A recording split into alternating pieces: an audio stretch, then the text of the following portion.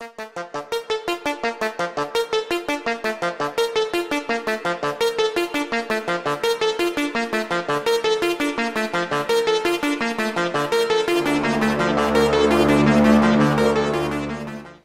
Friday, welcome to another episode of Murders, Mysteries, and More.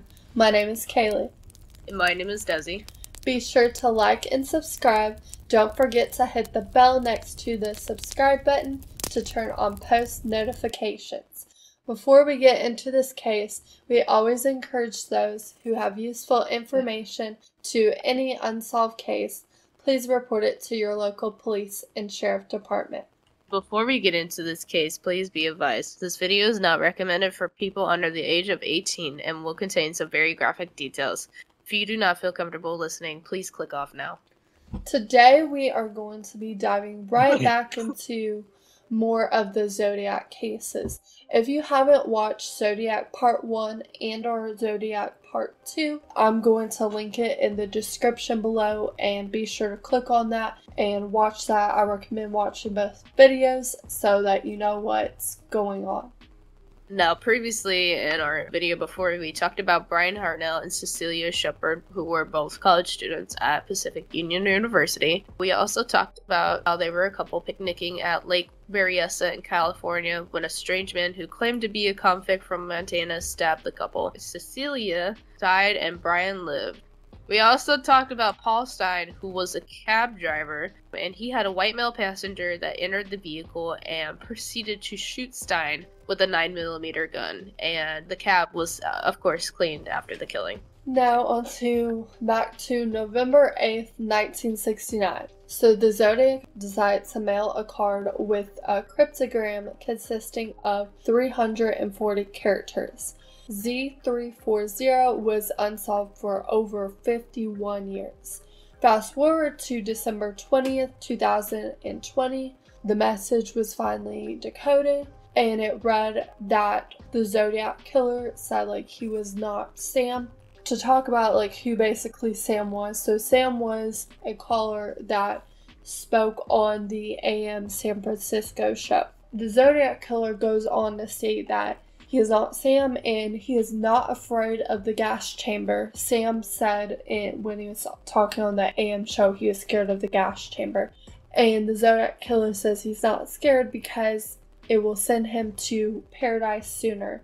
This was later on reported to the FBI. And on November 9th, the next day, 1969, the Zodiac Killer mailed a 7-page letter, and in the letter it states that 2 policemen actually spoke with him. The Zodiac says Don Folk, who was the officer on duty during Stein's murder, wrote a memo. On December 20th, 1969, the Zodiac mailed a letter to Belly with a piece of Stein's shirt asking help from Belly. And for those who don't know who this is, he's a San Francisco lawyer who appeared on the AM show.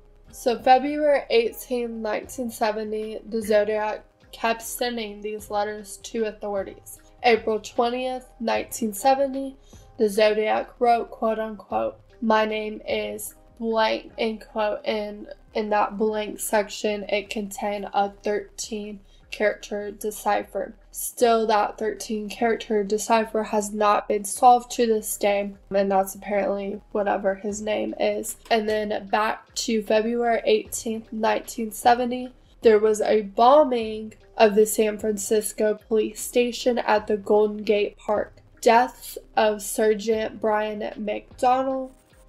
His death was 2 days after that bombing. The Zodiac Killer said in this letter that he denied being responsible for the bombing, and there was some disturbing details in this letter. So the Zodiac writes, quote unquote, "There is more glory to killing a cop than a sick because a cop can shoot back." Also in the same letter, he in fact had a diagram of the bomb that he was going to use when he threatened to blow up a school bus full of kids. I want y'all to really think about that. That is just a whole nother level of effed up. A little bit. Do you think that the Zodiac Killer could be responsible for Sergeant Brian McDonnell's death, even though he denies that he was responsible? I mean, it's very possible he could be responsible. Serial killers do tend to, sometimes deny things, even though they're responsible for them. But it's the fact that he had a diagram of a bomb that makes it a little suspicious of him. But at the same time, this could have been just like a coincidental thing in the fact that Sergeant Brian McDonnell died. It couldn't have been the Zodiac Killer in that circumstance. It could have been just he got caught in the crossfire and he died. Well, and what's really weird too is usually the Zodiac Killer admits to who he's killed, so it'd be really interesting to see if yeah, he's a narcissist and he brags about his kills and all that stuff, so the fact that he didn't brag about this one, it makes it more unlikely. But that's going deep into the mind of a psychopath. Sometimes they do things and you can't explain it. Yeah, they do some really irrational things. That's why psychology is so interesting when it comes to studying people like this, because you don't know. Right. It's so complex, to be honest. So after that happened, there was an abduction attempt of a woman named Kathleen Johns on March 22nd, 1970. She was driving from San Bernardino to Petaluma to see her mother. She was 7 months pregnant at the time, and she also had a 10-month-old baby girl in the car. Heading west of Highway 132 near Modesto, a car behind her was honking aggressively, so she went to pull off the highway, of course. The man approached her, and it was described that he had a light-colored vehicle, and the male was a 30-year-old, 160-pound white male. He had dark hair with rimmed glasses, a dark ski jacket with blue bell bottoms, and this man had stated that her right wheel was about to pop off, and he offered to tighten the lug nuts on there. And then after she accepted his help and he assisted her,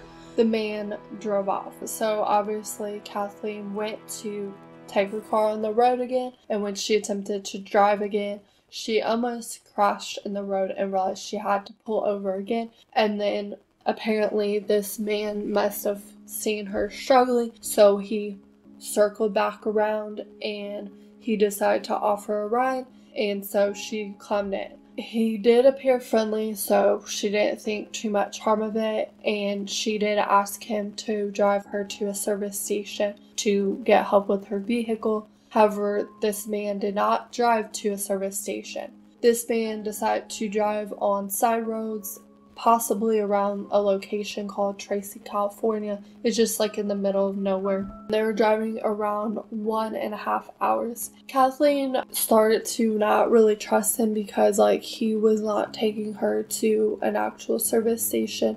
What really was the end of it for her is he slowed at a stop sign, and I guess the way he did it was weird or something. She told him, "Oh, I'm sick, cough cough, I need to get out of the car, throw up." She opened the car door, grabbed her daughter, and she booked it.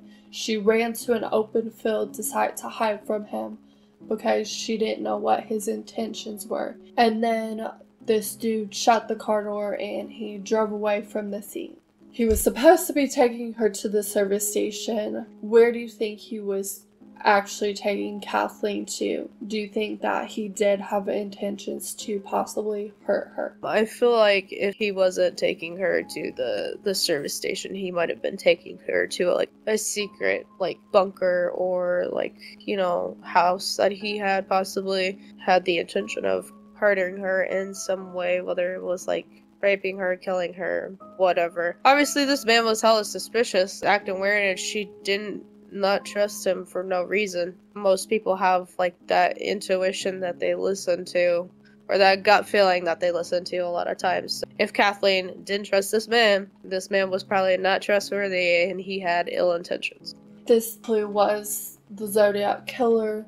Why would he basically have let her go without really even harming her? Because with all the Zodiac victims so far, they have been harmed, but this would be one that did not get physically harmed.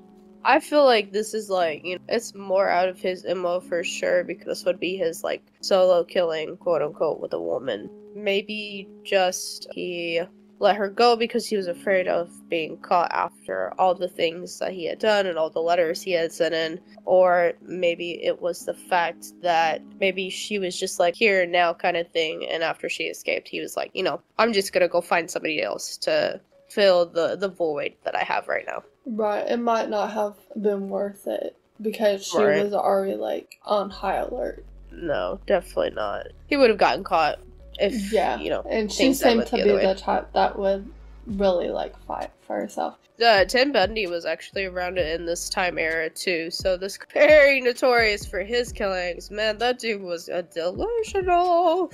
I tell you. He's a different type of sicko, bro. We're gonna have to cover him. But in the police report, Kathleen found a vehicle to drive her to the nearest police station, which was Patterson PD. She was obviously very upset and terrified and noticed the police poster of the Zodiac sign. She said, quote unquote, that was the man that she was in the car with. And in the report, it says that the man was friendly. However, she says when she asked him about going to the service station, he would change the conversation. Police did find her car at Bird Road and Highway 132, and it was completely burned. Why did he burn her car? What was the whole point? Obviously, now that we're like, this definitely could be the Zodiac Killer, because if it was him, then obviously she had fled the scene and she went to tell the police. So if this was a Zodiac Killer, he would have probably wanted to burn her car, because obviously he wanted to basically make a statement that he was not afraid of her and afraid of the police. Very true. Going based off the fact that she noticed the police poster of the Zodiac sign and said that the man she was in the car with. If this wasn't the Zodiac Killer, could this have been an impersonator? So yeah, definitely could be an impersonator. There are some people out here that are really sick and they'll go and get inspiration from other serial killers and decide to basically like do this. However, this wasn't a Zodiac's typical MO, so that's definitely like maybe not exactly inspiration from him, now that I think about it. Into this next part. So the Zodiac actually does take credit for this. So July 24th, 1970, the Zodiac does take credit for this shady drive with Kathleen. In his letter, he says, quote unquote, "This is the Zodiac speaking. I am rather unhappy because you will not wear some of these insert Zodiac symbol nice buttons. So now I have a little list, starting with the woman and her baby, that I gave a rather interesting ride for a couple hours. However, one evening a few months back, that ended with her burning her car where I found them." End quote. Basically, the Zodiac Killer ended up taking credit and he burned her car. June 26, 1970, he did write in a letter that said, quote unquote, "I shot a man sitting in a parked car with a .38, end quote. 1 week earlier, Sergeant Richard Raditich was writing a parking ticket when he was shot by a .38 caliber pistol.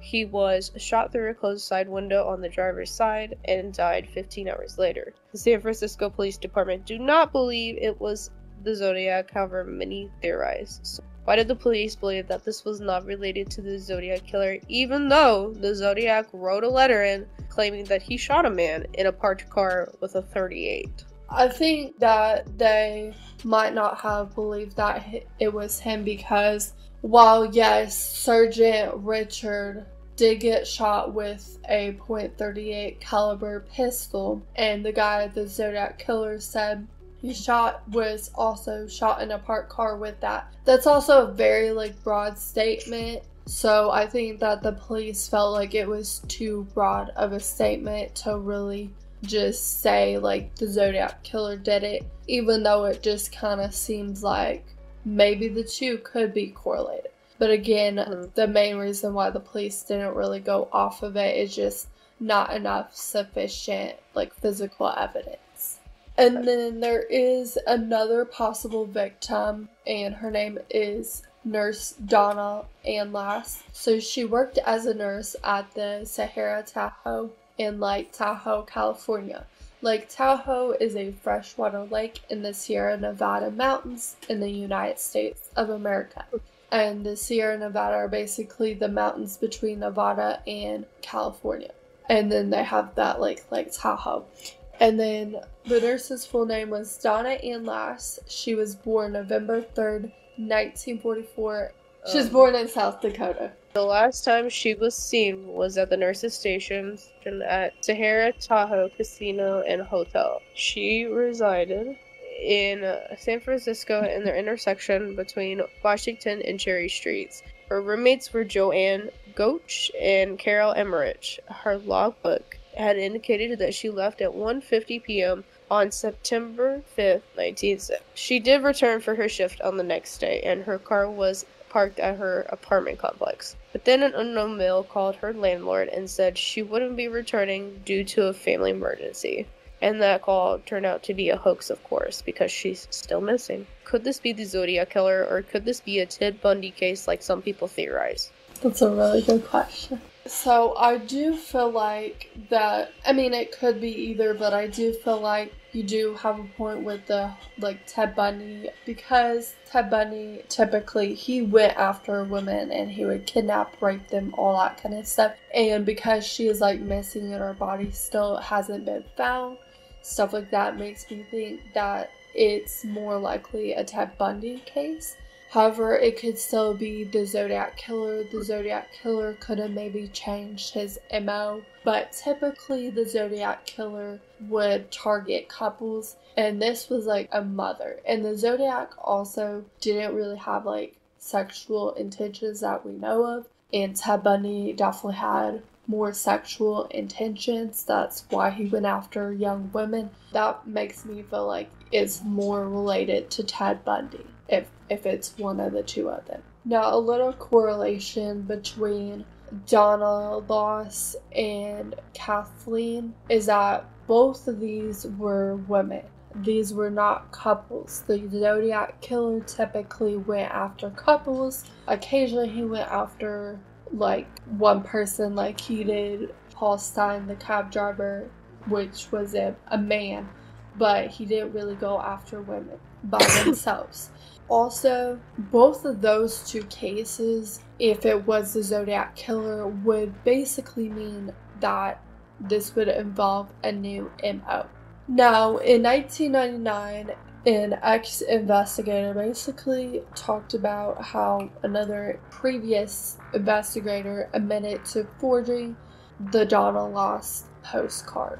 He forged the signature of the Zodiac or whatever. So, also, why this is less likely to be the Zodiac Killer is that Loss would have had to been killed at her apartment because her vehicle was still there, and there was still a log that she did leave work. She would have had to use her vehicle to get home.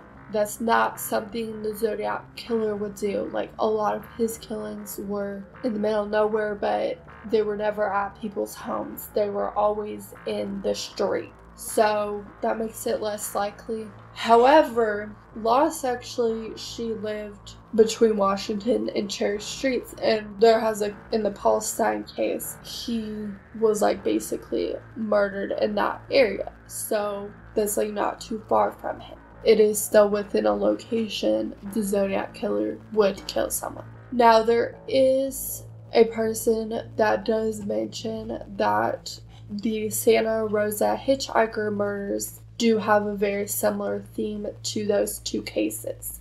And Robert Graysmith does think that these cases, even though it's not his typical MO, could still be correlated to the Zodiac Killer. If any of these cases, which, the Zodiac does later admit that he did take Kathleen on that shady drive, but if Donna Loss or Sergeant Richard was correlated with the Zodiac Killer, which ones would it be? I feel like the more likely case among all of these would be Donna Loss, to be honest, because, there are some things I could see the Zodiac Killer doing more so than with anyone else, to be honest. Right. And she lived not too far where Paul Stein was. She was shot. In the area, so it's more convenient and all that stuff, of course. I definitely feel that. Now, I do want you guys to feel free to comment below, if you think that Sergeant Richard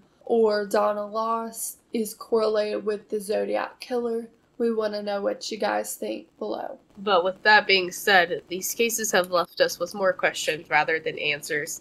The Zodiac Killer has a whole different level of killing than other serial killers. He is very intelligent, and hopefully he is long gone by now. But with that being said, thank you for listening to another episode of Murders, Mysteries, and More. Remember to always keep your eyes open because you never know when the next Zodiac Killer is going to attack.